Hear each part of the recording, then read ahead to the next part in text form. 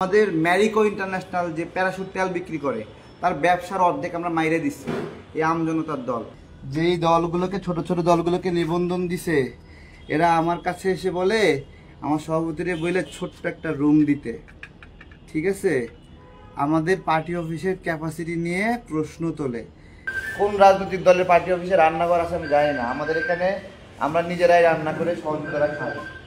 এটা আমাদের রান্নাঘর, ঠিক আছে? এটা হলো কমার্শিয়াল ফিল্টার। আমাদের যখন 200 মানুষ 300 মানুষ একসাথে বসি এখানে 200 মানুষ বসা যায়। কোন রাজনৈতিক দলের আবাসিক ব্যবস্থাপনা আছে আপনারা দেখবেন, ঠিক আছে? কিছু গণমাধ্যম নিউজ করছে আমাদের অফিস নাকি ফটোকপির দোকান। তো দুটো ফটোকপি মেশিন যদি থাকে অফিসের ভিতরে, দুটো ফটোকপি মেশিন থাকলে এটা কি ফটোকপির দোকান হয়ে যায়? এটা আমার জিজ্ঞাসা। সামনে দুটো ফটোকপি মেশিন আছে, এটা কি ফটোকপির দোকান হয়ে যায় বলেন? বিএনপি পার্টি অফিসের নিচে ফটোকপির দোকান আছে না? আওয়ামী লীগের পার্টি অফিসের নিচে পার্টি অফিসে স্টোর ছিল না যেখানে প্রকাশনা বিক্রি করে, পতাকা বিক্রি করে? এগুলো থেকে পার্টি আয় করে। আমার অফিসে আমার কোনো জেলার অফিসে যদি অফিসের পাশাপাশি চায়ের দোকান থাকে, চা বিক্রি করে, অথবা আমার কোনো জেলার সভাপতি যদি তার রাজনৈতিক কাজের পাশাপাশি একটা ফটোকপি মেশিন নিয়ে বসে বিভিন্ন জনকে ফটোকপি করে দেয়, ইজ ইট ক্রাইম? এটা আরপিওর নীতি অনুযায়ী এটা কোনো ক্রাইম? আমি শরীরটা ভালো না, তারপরেও আমি আমার অফিসে আসছি। আমি বাংলাদেশে যত রাজনৈতিক দল আছে, এটা তো আমাদের 16 তলার অফিস, আমাদের 5 তলার অফিসে সাংবাদিক ভাইরা গেছেন না, এটা আমাদের নতুন অফিস, ঠিক আছে? এইদিকে আমাদের দেখেন একটু, আমি আসছি, ঠিক আছে? এই অফিসের কার্যক্রম শুরু করার আগে আমি ফেসবুকে জানাইছিলাম আমাদের 5 তলার অফিসে সবাই জানেন চারদিকে আমজনতা দল লেখা আছে। এটা আমাদের দাপ্তরিক অফিস, ঠিক আছে? এটা দাপ্তরিক অফিস। আসেন, এখানে কোন রাজনৈতিক দলের পার্টি অফিসে রান্নাঘর আছে আমি জানি না, আমাদের এখানে আমরা নিজেরাই রান্না করে সহযোগিতা খাই। এই যে দেখেন এটা আমাদের রান্নাঘর, ঠিক আছে? এটা হলো কমার্শিয়াল ফিল্টার। আমাদের যখন 200 মানুষ 300 মানুষ একসাথে বসি এখানে 200 মানুষ বসা যায় তখন এটা, ঠিক আছে? আসেন, এদিকে আসেন আরো, ঠিক আছে? এখানে আমাদের শাহ আলম ভাই সহ তার সহযোগিতারা থাকে, এটা আবাসিক। আসেন, এদিকে আসেন। আমাদের এটা সভাপতির রুম, আমজনতা দলের সভাপতির রুম এটা আসেন।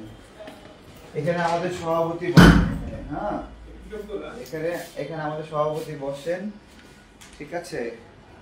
আমাদের পার্টি, ঠিক আছে? চলেন আমার রুমেও নিয়ে যাব, ঠিক আছে? আসেন, আমাদের আবাসিক ব্যবস্থাপনা দেখবেন। আসেন, কোন রাজনৈতিক দলের আবাসিক ব্যবস্থাপনা আছে আপনারা দেখবেন, ঠিক আছে? আমি হাসপাতাল থেকে আসছি, এগুলো গুজব ছড়াচ্ছে, খালি মিথ্যা ছড়াচ্ছে এমনভাবে যে আমারে পুলিশে দিবে। আমার অফিসে কেন ফটোকপি? আমার মনে হয় পুলিশে দিবে ফটোকপি কেন আমার অফিসে? তো আমার কোনো জেলা সভাপতি যদি ফটোকপি মেশিন রাখে তার রাজনৈতিক কার্যালয়ের পাশে, সেখান থেকে যদি কাউকে ফটোকপি দিয়ে সে যদি প্রফিট করে, তো এটা তো ওই শাখার প্রফিট, তাই না? কিছু তো করে খাইতে হবে, না চুরি করে খাইতে হবে? গলায় পাড়া দিয়ে ইনকাম করতে বলতেছেন? বলেন। এটা আমার অফিস, এটা আমার অফিস, ঠিক আছে? চলেন ওইদিকে চলেন। আসেন, দেখছে যা দেখছে আসেন আসেন। যদি এরকম আবাসিক ব্যবস্থাপনা থাকে, এটা একটা পার্টি অফিসের ছোট্ট একটা রুম, ঠিক আছে? এটা হলো জনতা অধিকার। এই রুমে এই অফিসের মধ্যে আবার আরেকটা অফিস আছে, ঠিক আছে? আসেন, সমস্যা নাই, ঠিক আছে? আসেন, আমাদের আবাসিক ব্যবস্থাপনা দেখবেন। আসেন, আমাদের অফিসে ফটোকপি মেশিন কি একটা ব্লেম। ভালো আছে? ভালো আছো তোমরা? এটা আমাদের, এখানে আসেন, আমাদের যে সকল নেতৃবৃন্দ নিয়মিত সময় দেয়, এটা তাদের আবাসিক ব্যবস্থাপনা। 1 2 3 4 5 6 আরো আছে 6টা বেড। আসেন এদিকে আসেন আরো। আসসালামু আলাইকুম, কেমন আছেন সবাই? ভালো আছেন?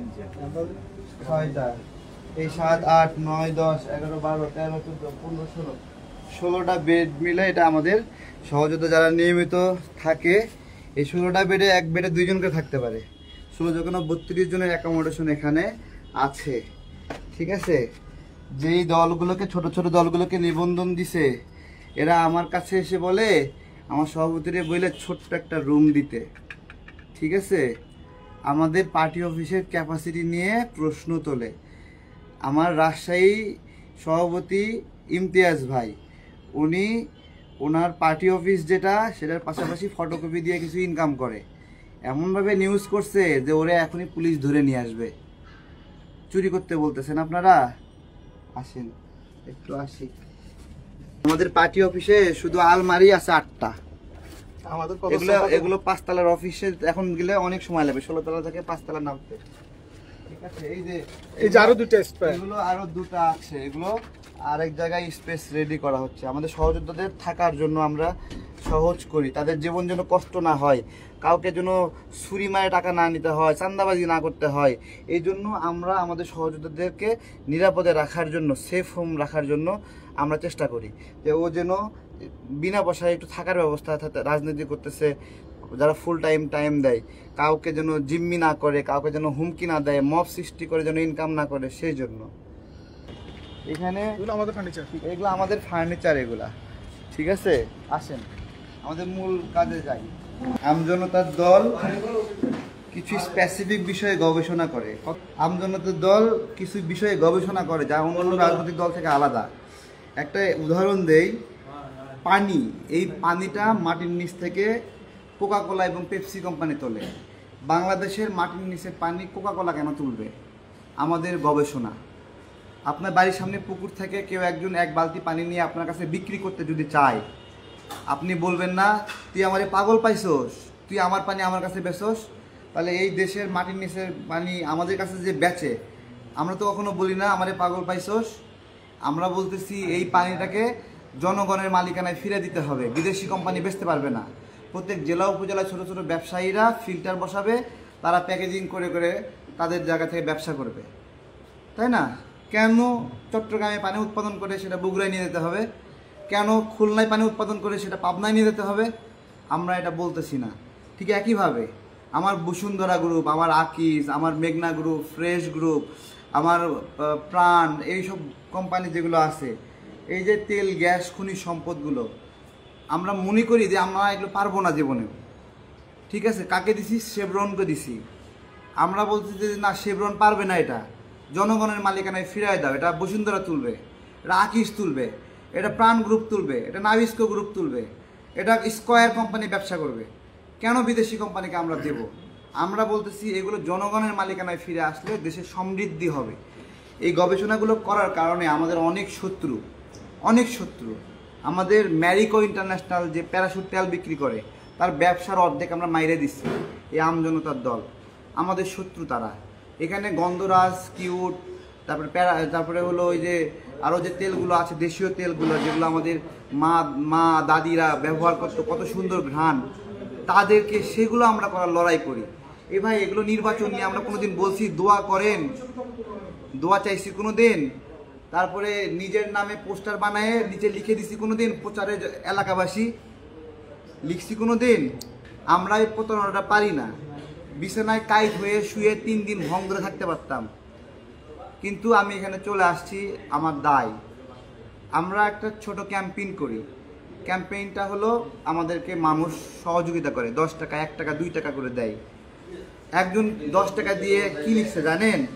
ভাই 10 টাকা পাঠালাম, এটা এই জন্য একটা মেসেজ পাঠালাম যেন আপনার কাছে স্মৃতি হয়ে থাকে, কিন্তু শর্ত এই 10 টাকা দিলাম, আসিফ মাহমুদ যে আসনে নির্বাচন করবে আপনি সেই আসনে নির্বাচন করবেন। জনগণের আকাঙ্ক্ষা। আমরা নির্বাচন নিয়ে নিজেরা কোনো জায়গায় গিয়ে ভোটও চাইনি। আমরা লড়াই করতেছি, ভোটাধিকারের লড়াই করতেছি। আমার দলের নিবন্ধন কেন দিচ্ছে না? আজকে এই নিবন্ধনের বিষয়ে যে পরিমাণে জালিয়াতি সংগঠিত হয়েছে, এইখানে আমাদের সহযোদ্ধারা গবেষণা করছে।